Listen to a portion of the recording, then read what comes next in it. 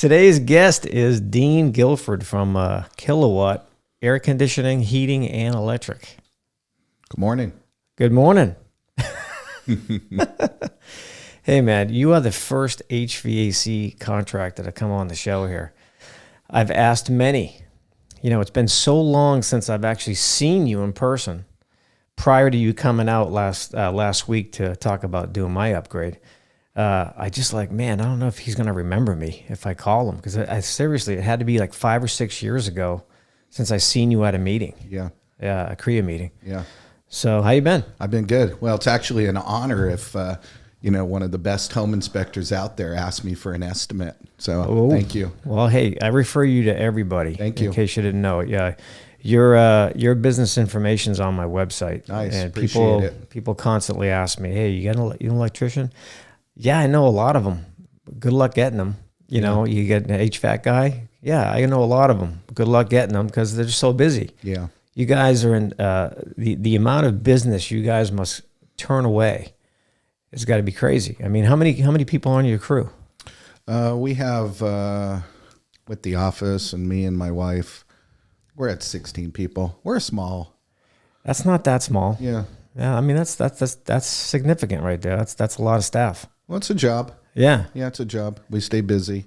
We don't do new construction, so when you say everybody's so busy and our downtime is typically in the winter, we stay busy, but it's not like summer for us. Right, you right. know, and a lot of those new construction guys, Right. they'll do any type of work, whatever they can. So then in the summer, when their client needs them or their customer, they're too busy to help them. So I try to focus on not having that issue. I want to take care of our customers year round. That's good. So Dean, how long have you been doing this? I've been a licensed contractor since 1990. 1990. 33 years. Wow. So always HVAC? No, I started off, good question. I started off as a electrician in the trades. And in 91, I went to work with my uncle, Ed Brody Heating and Air.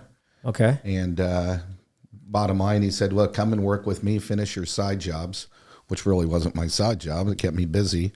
And I'll teach you air conditioning and I'll teach you how to run a business the proper way. Nice. And I did that for 8 years with him. And then we sold the business to a consolidator in 98. He retired in 99. Right. And I quit and went back on my own again and got my own HVAC license. And Nice. since 99, 2000. So you were a tradesman. You were out there working in the trades, but you had the luxury of somebody teaching you how to run a business. Correct. That's a big one. Yeah. That's huge. Yeah. That is huge. I've been blessed. Yeah, believe it or not, back in 1985, 86-ish, I was a framer.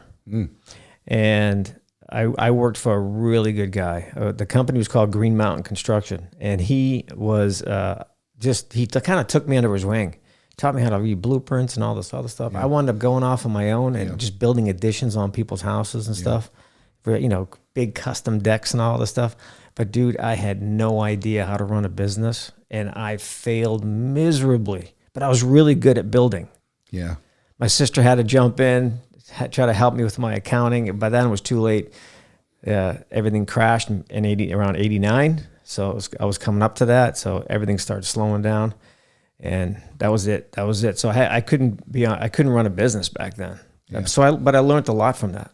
So that's good. Well, all you out there who don't know, John, if you can imagine a framer's arm, John has guns like a framer's arm. Swinging those, I used to swing a 28 ounce. Yeah, those are pretty big. We may have to arm wrestle after this. You're an arm wrestling fan? No. I'm just joking. You're in really good shape, my friend. There's some really good arm wrestling things out there. I watch a lot of videos on that. Yeah, this guy from Canada, Larat. Yeah, I've seen him. He's a big dude. Yeah. He's like a big heavyweight. The guy's got a tree trunk for a shoulder. I like the small guys. Yeah. That's impressive. So anyway, let's get back to this. Let's get back to this topic today. Yeah. So today I invited you on for a lot of reasons. One, you're an HVAC expert as far as I'm concerned. And the reason why I say that, people, is because when I run into jobs that his company has done, they've always dotted their I's and crossed their T's. I'm like, and I tell the client that, I make it a point at the end when I'm doing my overview. I'm like, by the way, your HVAC was installed by Kilowatt, and those guys are doing a fantastic job, and it looks awesome. So I make sure they know that before I leave. And there's one other company I think you're friends with is Canoga. Yeah, Bob. They do great work too. Yeah, they do. So it's all good. How long you guys known each other? A long time? I've known Bob since I got on the board with iHacky about 90 or 2003. So for more than a month. Yeah, more than a month. Yeah. That's about good. 20 years. He was a good guy when I went back into business for myself. He helped me out. Awesome. That's good. So by the way, your website's awesome. Thanks. I really like your website. So today I want to talk to you about, most common questions, or I should say confusion with home buyers and homeowners. Being a home inspector, I'm getting asked these questions every single day, almost like they have a script. It's always the same thing. So I'll just get right into it with some questions for you and just try to answer them the best you can. Yeah. So filters. So I'm just going to make like I'm a homeowner right now. I didn't know I had a filter. Sure. Okay. I didn't know it. A lot of my customers don't know they have filters. They may have been living in a condo their whole life or some kind of a living environment where they didn't have to deal with that. So they're just not aware of it. And there's nothing wrong with that, but we're here to educate people a little bit. So, okay, now that I know I have an air filter, what's it for? Is it for my breathing? Is it for the indoor air quality? What's it for? Technically, a filter, like the little 1-inch filter in the ceiling, that's really for the equipment. Right. Technically, it's for the equipment.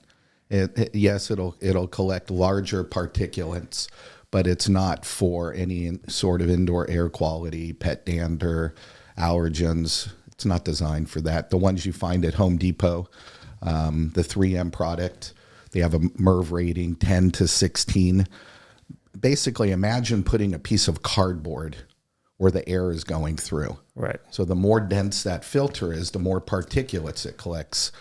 The problem is most of the duct systems and designs aren't able to accommodate that dense filter. So you're restricting airflow. Number one problem, airflow. So if you think of an air filter to protect the equipment, change it all the time.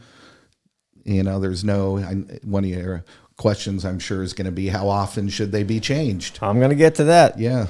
So to reiterate, that's probably one of the biggest myths out there is, it's for my air. I have allergies, so I need to do this. Well, the filter's for the system. That's exactly what I tell everybody. Correct. It's for the system. It's to protect the system. So changing it often is required because, as Dean just mentioned, it's airflow. So if that filter's clogged, it's less air going through. And now tell me, what are the circumstances around that? So let's say I have a really dirty filter.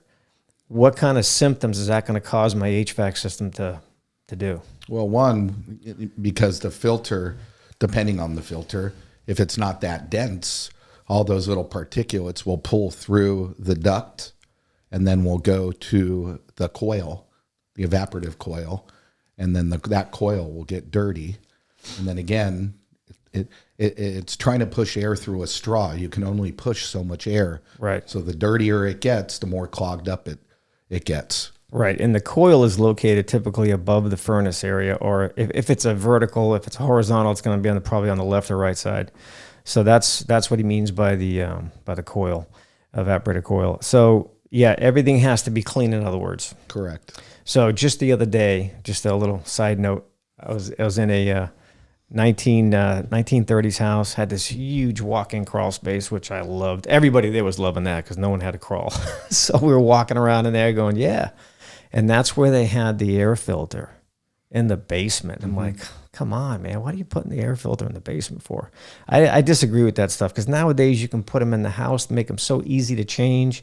You're just making it harder. Some people just make it harder on the homeowner, and it's out of sight, out of mind. They're not even going to think about it down there. So I just go down there and I happen to pull it out. That thing was completely clogged with drywall dust. The same time I'm there, painters are still upstairs. Everything's got plastic everywhere. They got tape everywhere. So, they've been recently sanding. And actually, some of the guys were sanding when I was there. All that stuff's getting trapped in the system because they were running the system while they were doing the sanding and painting and all the demolition work in there. And that, I guarantee you, that coil is going to have to be cleaned before that person moves in. Most likely. Absolutely, because that filter can only catch so much, and then it's going to work its way around it, and it's going to go right around it, right onto that coil. Yep. So, yeah, anybody out there doing a remodel, don't run your HVAC system when there's any kind of construction, like demolition going on. You don't want to do that because this is going to get trapped inside your system. Want to add anything else to that? We can go on and on about that, but I won't. Yeah. Okay, so how often should I change my filter? Oh, yeah, that gets asked to us often. I would say every 1 to 6 months. Okay. And it all depends. Yep. In my house, I have dogs. And I have a return. One of them's down low to the ground. Good point. Yeah. I also have an air filtration system. So, but mine should be cleaned every couple months. So in the wintertime, we use our heating less than in the summertime. Look, when in doubt, change it. Right. Again, there's no, if you changed it every 3 months, you'd probably be really safe. Yeah, I think so. But I have a customer that she needs to change them every month. She has cats. Yep. And she probably has a low return. She has low return. Yeah. The furnace and coil is in the hall closet. Yeah, I always point that out. Yeah, I always point that out to customers. Yeah. Hey, by the way, do you have pets? And they're like, yeah, we do. We have 2 cats and 3 dogs. I'm like, okay, well, your return is right here on the floor. You need to change this thing probably once a month or every other month. Yeah. Because it's going to be completely clogged with dog hair and cat hair. Like, wow, okay, thanks for telling me that. They just don't know this. No, they don't. Homeowners just don't know this. If you have pets in your return, that's that big grill where you put the filter in most cases. Sometimes they're in the ceiling, but if they're on the floor and you got pets, you want to stay on top of changing your filter. Yeah. Okay, Dean, so you just mentioned you have an air filtration system. So tell me about that. Yeah, the one I have in my house and the one that we install for a lot of our customers, it's a deep bank filtration system, but there's 3 components to it. The first component is a pre-filter. That's designed to catch the large particulates. The second filtration is a deep bank filter. So if you've ever seen a filter that's approximately 4 inches deep. Like a media filter. It's a media filter. Mm-hmm. And then you have an electrostatic filter, which is like the old style electronic like filters. Metal mesh? Metal, yeah. Yep. Yeah. So it like zaps and it'll collect more of the dust. It also is designed to remove particulates down to 0.3 microns. And my understanding, if I remember right, pen is 1 micron. So this is 0.3 microns. I have a big story about it, but my daughter had allergies. Me and my wife were at a dealer meeting, and this guy from Tyler, Texas is selling this product to her, and I told her this is all BS. And she goes, no, I really want it. So, if you know anything about me, I'm a little bit cocky. And I said, well, give me one of these things and I'll put it in my house. And I'll review it. Yeah, and he did. So they gave me one, it's very expensive. And I put it in the house, forgot about it. And then one afternoon, I'm watching TV, and the sun comes up in the east, and that's my back windows. And I didn't have any little particulates floating. And when you have this air filtration, we use a feature on the thermostat called fan circulate. So the fan will circulate arbitrarily, depending on how you set it or what the thermostat you have, every 15, 20 minutes. So it's just circulating the air in the house. So once I saw that, I realized, hey, this thing really does work. And then my wife said to her, it got rid of my daughter's allergies. I don't know if it did or didn't. I know it got rid of the little small particulates, but my daughter was on one of those little puffers when she was a young girl, and we still have the box. She never used it. Dean, don't ever forget, happy wife, happy life. You got it, baby. All right, so now she's happy. Yeah. You're breathing better. There's no particulates in the morning. Now, one thing I want to ask you, is this system you're talking about part of your existing HVAC system? Yes. So where does it connect? It goes, so you were talking about the unit in the attic on the left or the right where the filter is. Same thing. This goes in the attic. It goes in between the furnace box and the plenum in the attic? Yep. And the A coil? You got it. Okay. No, it goes between the coil. Excuse me. It coil. goes between the furnace and the plenum where the return duct connects to. Oh, got it. Okay. Yeah. Yeah. It's before the coil. Got it. Okay. Before I understand coil. now. I get it. Okay. Yeah. That's good because I do, now you said it's expensive. What kind of thousands? Like 5,000, 10,000? So most of the ones, I would say 99% of the ones we install are installed when we do a retrofit, a new system. They run close to $3,000. That's not too bad. The nice thing is you never have to purchase a filter again. So it's cleaning, and they're warranted for 10 years. Oh, so the big filter that I described as a media filter, you don't have to change it. No, you clean it. Oh, everything's It cleanable. can be vacuumed. Right. You can use, you can put it in the dishwasher. I don't recommend that, but vacuuming is the best. And if you're familiar, some of these deep bank filters that manufacturers sell, some of these filters are $70, $80. And think about it. If you change it, which 2 times a year, you spend $140, $150. Got it. So back to what kind of conditions, like what would my HVAC system be doing if it would my regular 1-inch filter was really dirty? I wanted to kind of give people an idea what a symptom might be. Is it just not getting cold enough? Is the system getting really noisy? Anything like that you can offer? So the noise is a big issue. So you'll hear more air trying to struggle to get through the filter. Right. Makes the machine, the furnace, the coil, condenser, everything is working harder. You have the possibility of the coil freezing up. The coil is what works with the compressor outside. Right. So if that gets plugged or you don't get enough air across it, it literally will freeze up like a block of ice. Right. So you need a lot of air to pull across that. When you use that air filtration that I was talking about, you need more return. It's more dense. You got to add more returns. You add more, you make them bigger, you have multiple depending on the size of the equipment. Yeah, the biggest problem I see with like a townhome, I'm sure you run into this a lot too. Like it's always hot upstairs, it's always cold down, or it's always cold upstairs, it's always hot. It always depends where the thermostat's located. And on like a 3-level townhome, I just don't think it's possible to get that right unless you had a system on each floor. Yeah, it's never going to be right. It's never going to be right. So if you got a townhome and you're experiencing this, I don't think there's going to be a direct fix for the whole thing. It just ain't going to happen. That's just what you're buying. Yeah, you can make it better. I mean, there's zoning, there's 2-speed, variable speed equipment. Yeah.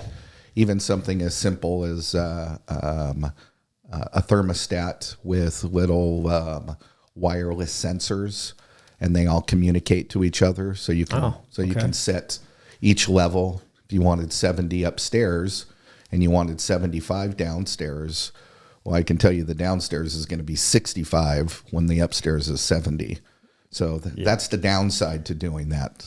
You mean with the zoning? Sensors. Oh, the sensors. Yeah. Zoning's a whole different level, but most homeowners don't do zoning in townhomes. Yeah. They've already built it, so trying to get into the ductwork is difficult. It can be done, but it's typically cost prohibitive. Well, I just did an inspection on a brand new townhome the other day, and it had 3 floors. The walk-in floor actually had a living area, which I was surprised. So you walk in the front, and there was a bedroom right here, and then there was a bathroom, hallway, and then stairs going up, and then it was your main floor, kitchen, living area, and a half bath, and then you go up to the 3rd floor, all the rest of the bedrooms. And I always start at the top of the building, work my way down. So I'm checking temperatures upstairs. My heat temp, it was really cold out. It was raining, so I just ran the heat. And then it was about 98. It was a heat pump system. It was about 98 up there. And by the time I got down to the middle floor, it dropped about 4 to 5 degrees. And then by the time I get downstairs, it was only like 72. Yeah. I said, I'm not going to call this out as being a defective system or anything, but I'm letting you know you got a lot of space to cover here, and it may be the length of the duct trying to get that down here because the system was way up in the attic. Yeah. It was way up there. So there's just no perfect fix for it. I just don't think there is. It's always an issue. Okay, here's another good question too, because I find this a lot. How many filters should a single split system have? Technically, you should have, one filter unless you have multiple returns. Right. So if you had 2 returns, one in the hallway and one in the master bedroom or primary, right, then you would have 2 filters. But depending, again, on the size of the home, the size of the equipment, but typically 1 filter per system, unless it's a larger system. You could have 2, 3. You could have, 1 in every room. Yeah. Most people don't. Right. Yeah, some homes have that. Yeah, I don't. Some people overdo it and put a zone in every bedroom. Yeah. Doesn't work right. That's a nightmare for us inspectors. Yeah, but it doesn't work right. Yeah.